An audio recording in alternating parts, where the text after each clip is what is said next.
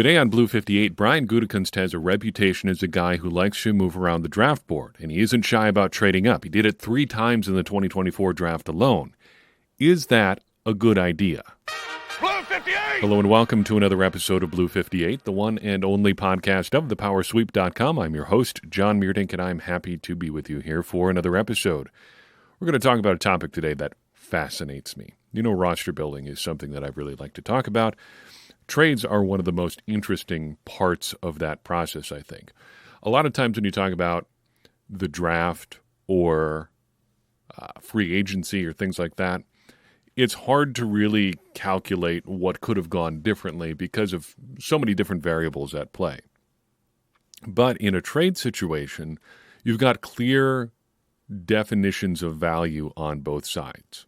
One team trades a draft pick or a player or whatever to another team for a draft pick or a player or whatever. You have two sides that you can compare to each other. You can talk about who won and lost and have some actual firm things on both sides.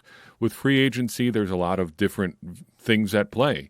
One of the things that we talk about a lot on this podcast is the Packers' 2018 decisions relating to Jordy Nelson and Jimmy Graham and Muhammad Wilkerson, and how that affected the Packers in free agency. They ended up losing out on some other options that could have shaped them if they had handled things differently and timed things differently and all those different things. But ultimately, we don't know a lot of how that shook out and timeline and who was talking to who and when and all of those things.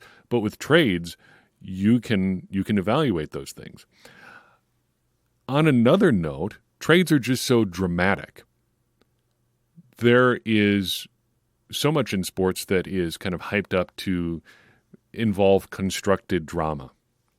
But I think trades are just dramatic in and of themselves. You have things changing hands, assets for players, players for assets. You have the hype leading up to a trade. I mean, will this guy make a difference? How many times have we gone to the trade deadline and wondered if the Packers were going to do something or not do something? And that's all real. It's all actual, measurable, tangible stuff in ways that I think some other transactions aren't. I mean, just look at how free agency played out for the Packers this year.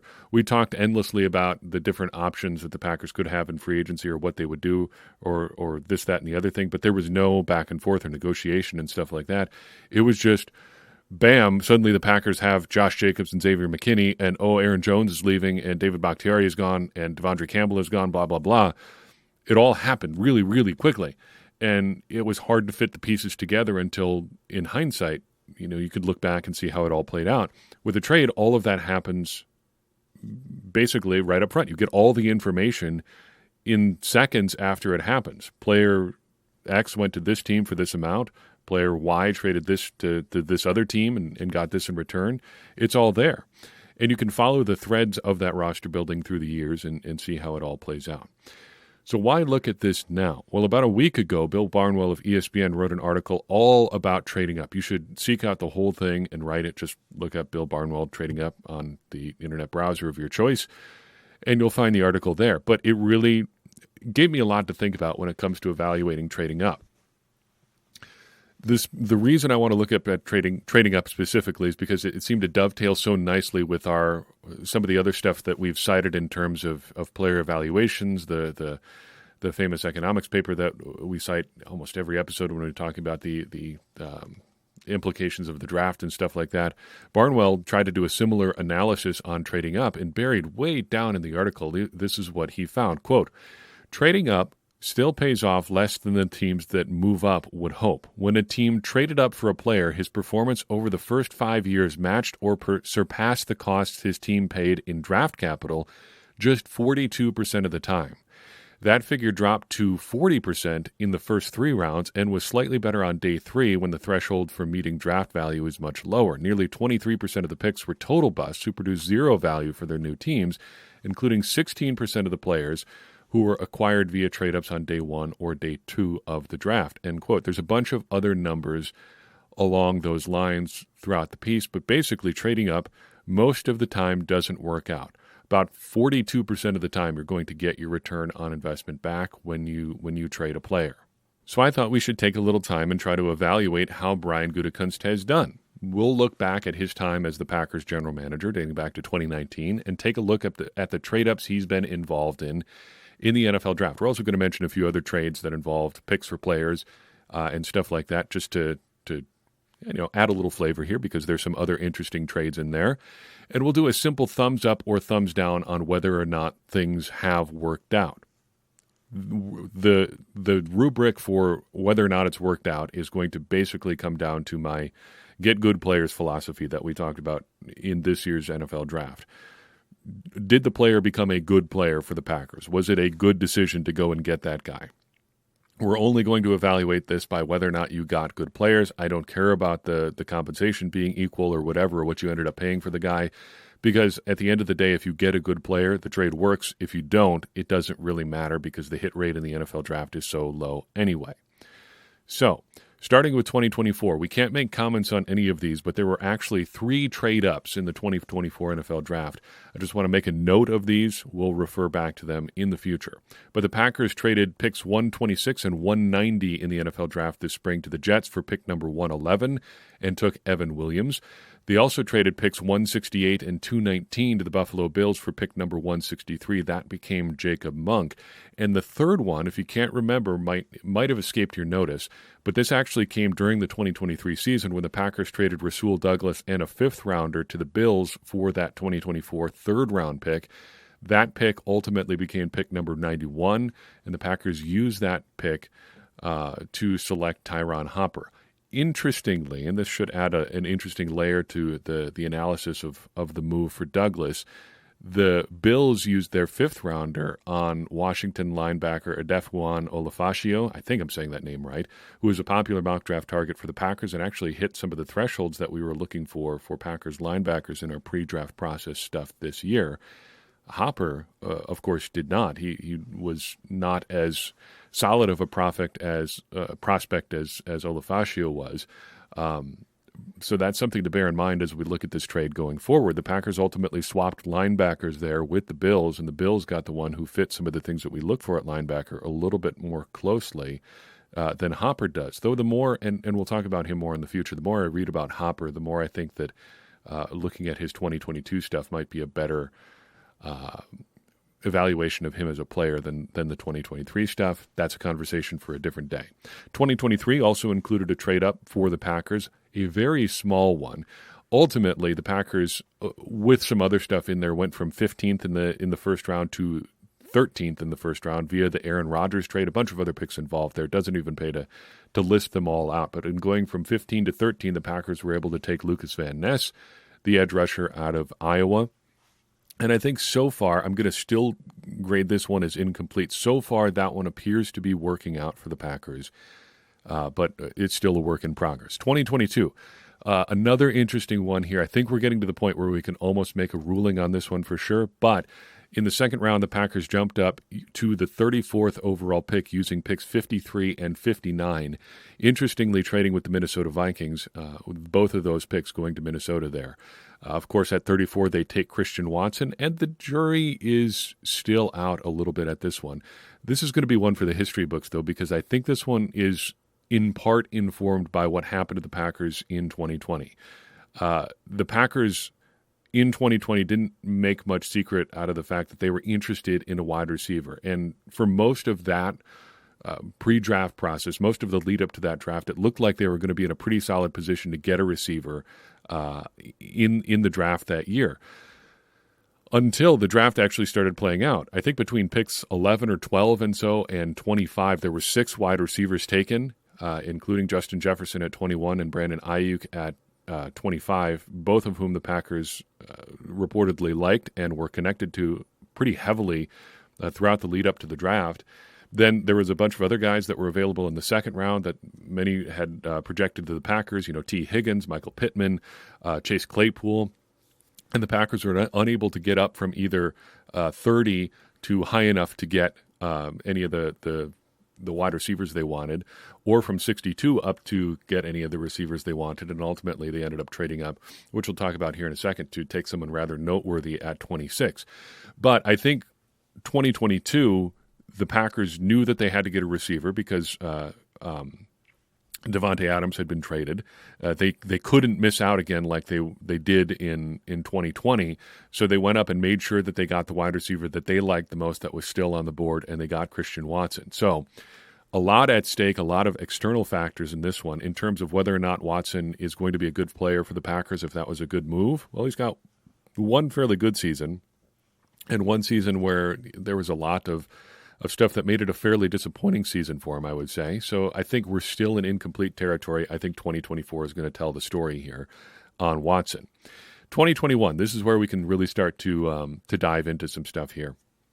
We just did a 2021 redraft on the last episode of the podcast, and obviously there's a draft pick in there that we really did not like either at the time or since then. Amari Rodgers at 85. That was the result of a trade-up, though. The Packers traded the 92nd and 135th picks to the Tennessee Titans for the 85th selection in the draft, and they used that on Rodgers. That is going to be a pretty firm thumbs down there. Far from the only trade the Packers made that year, though.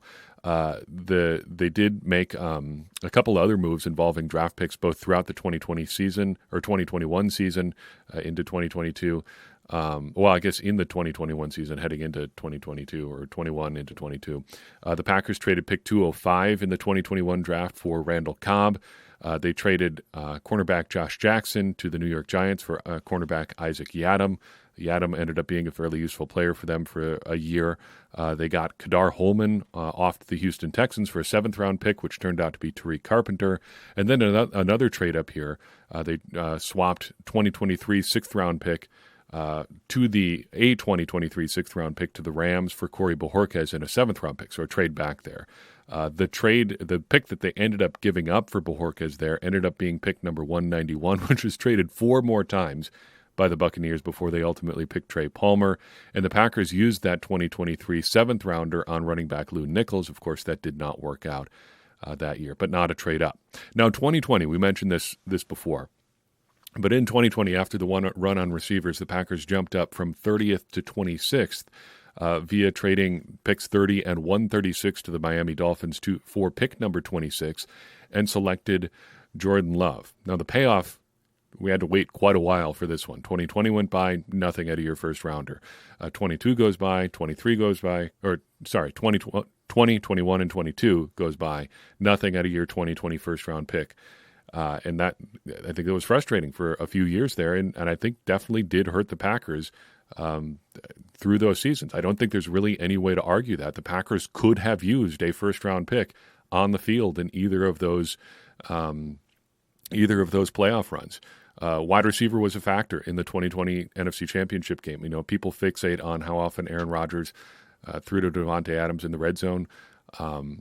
He did that because they really didn't have any other options out there. Allen Lazard has never been a great red zone threat. Equanimeous St. Brown was one of the other guys that he targeted in the end zone in that game, was not able to work open, cost them a 2-point conversion. I think it's hard to argue that they couldn't have used more help at receiver. That was definitely the case in the 2021 playoffs. They went into that game with Davante Adams as really the only completely healthy, functional receiver there. Allen Lazard was there as well.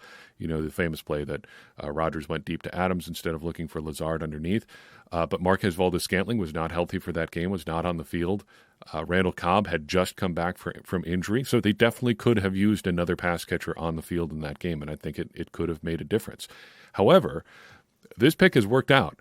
The narrow path to success that we've always talked about for this pick to work out for the Packers appears to be, we appear to be well on our way down that path.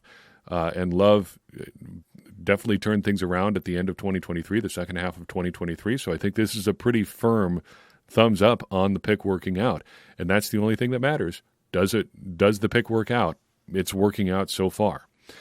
2019, things get a little bit complicated. There's some deep roots to these trades. The first trade up came in the first round. Packers traded the 30th, 114th, and 118th pick to the Seattle Seahawks for pick number 21. They used that pick on Darnell Savage there, the second of 2 firsts that year.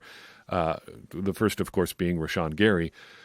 I go back and forth on whether or not Savage was a good pick. I think ultimately I land on no, just because, well, he's not with the team anymore. He didn't live up really to the draft status, but you can see the thinking here. The Packers needed some help on the back end. He was a versatile piece in the secondary. They probably could have played him in the slot a little bit more, though when they tried it, it didn't really work.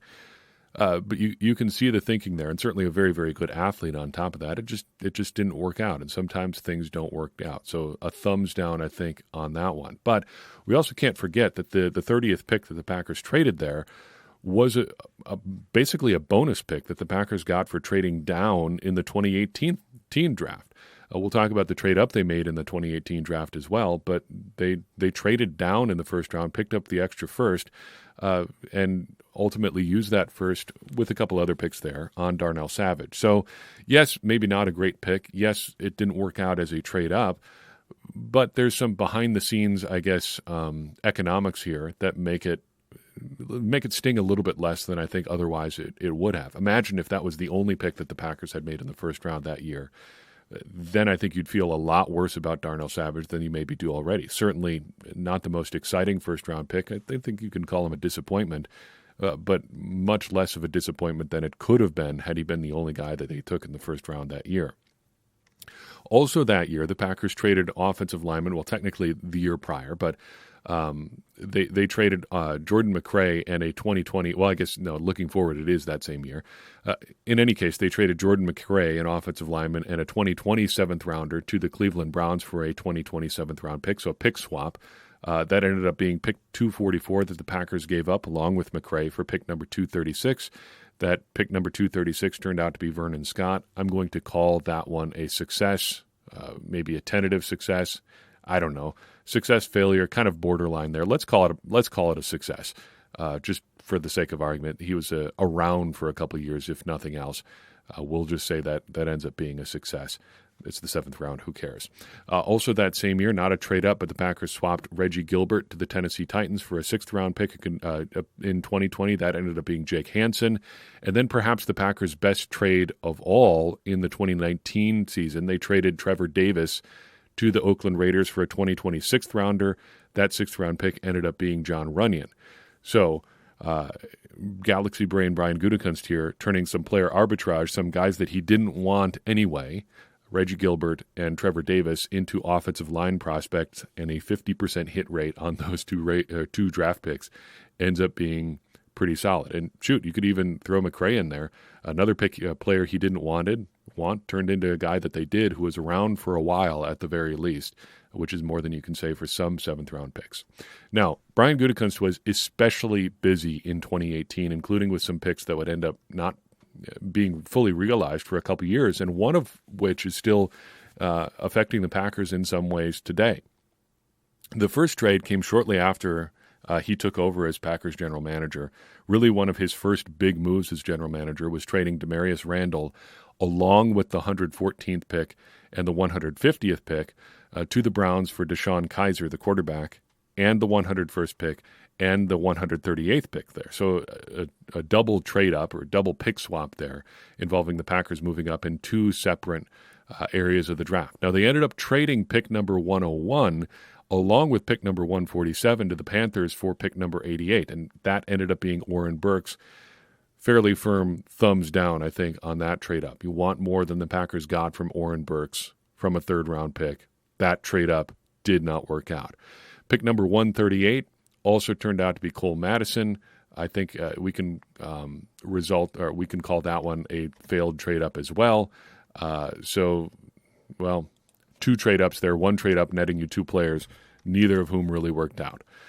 That's okay. It's not always going to work out, but 2 misses there for Brian Gutekunst. However, there was one other trade-up that the Packers made in that 2018 draft that did work out for the Packers. The Packers traded the 27th, 76th, and 186th pick to the Seattle Seahawks for the 18th and 248th picks.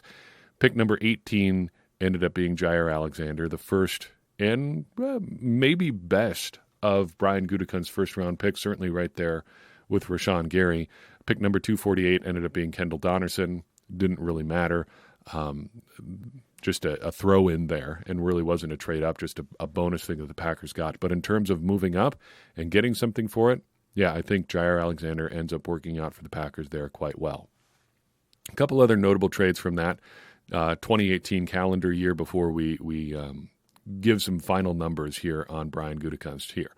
The Packers, at the end of training camp in 2018, shipped Brett Hundley to the Seattle Seahawks for a 2019 sixth-rounder. That turned out to be Dexter Williams. They traded running back Ty Montgomery during that season to the Baltimore Ravens for a 2020 seventh-rounder. That turned out to be Jonathan Garvin. And then the biggest and perhaps most noteworthy trade, the Packers at the deadline swapped Clinton Dix to Washington for the 2019 fourth-round pick, and they ended up using that fourth-round pick as a part of their trade-up to get Darnell Savage. Now, we mentioned a pick still working out for the Packers today. You could say that's Jair Alexander, but I would make a note here that Darnell Savage also led to the Packers getting Xavier McKinney in a way, because they wouldn't have otherwise needed Xavier McKinney had Savage ended up working out. So Xavier McKinney is in Green Bay partly as a result of the Packers trading Clinton Dix 6 years ago. So just keep that in mind as you look at trades and roster moves and things like that. The threads of these things can take a long time to unravel. Now, by my calculations here, I've got the Packers down for 11 different trade-ups or 11 different players coming to Green Bay as a result of trading up. I think you've got firm wins in Jordan Love and Jair Alexander. I don't think anybody would really contest that. Love, if he continues to play in 2024 and beyond, as he did at the end of 2023, is going to be a valuable piece for the Packers. Invaluable, I think you might even say, for many years to come. Jair Alexander, I think, has paid off the investment the Packers made in him, at least through the draft. We can quibble about his free agent contract or contract extension if you want to go that route.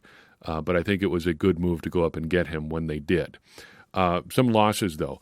Amari Rodgers, Darnell Savage, Oren Burks, Cole Madison. None of those players really worked out for the Packers. You can throw Vernon Scott in among the wins. You can count him among the losses. Just to even out the numbers here, let's count him among the wins. So 2 firm wins, 1 soft win in Vernon Scott. Who really cares about the Vernon Scott one anyway? And then some incomplete grades: Christian Watson, Lucas Van Ness, and then of course, the 3 from this year: Evan Williams, Jacob Monk, and Tyron Hopper. Overall, when Gutekunst wins in the trade-up stuff, he wins pretty big. Love and Alexander are 2 big wins for the Packers long-term. The losses, I think, are equally big, though not quite as big as the wins. It's more the volume, I think, of losses that ends up adding up here. Amari Rodgers and Oren Burks, while third-round picks, just never really blossomed into what you would hope they could be. Though third round is a tricky one. You would expect to get some sort of contribution early on, and the Packers really never got any contribution from them at all. So I guess loss is there, but maybe we should lower the bar for third-rounders a little bit. Even by a low bar, though, I think you'd have a hard time saying that Rodgers or Burks cleared it.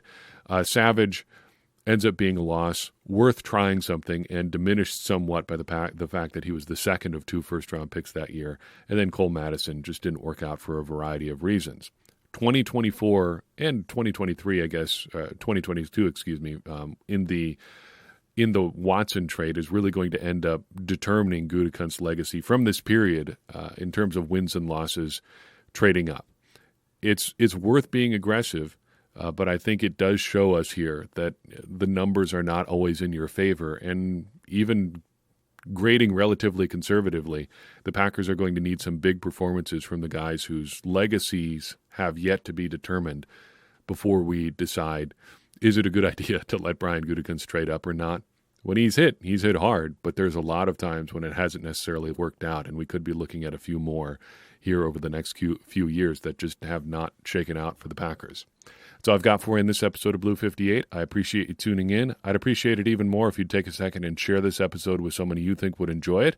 That's going to help more people find the show and get more people involved in this conversation that you and I are having about the Green Bay Packers, which in turn is going to help all of us, me included, become smarter Packers fans. And as I always say, smarter Packers fans are better Packers fans, and better Packers fans are what we all want to be. I'm your host, John Meerdink. We'll see you next time on Blue 58.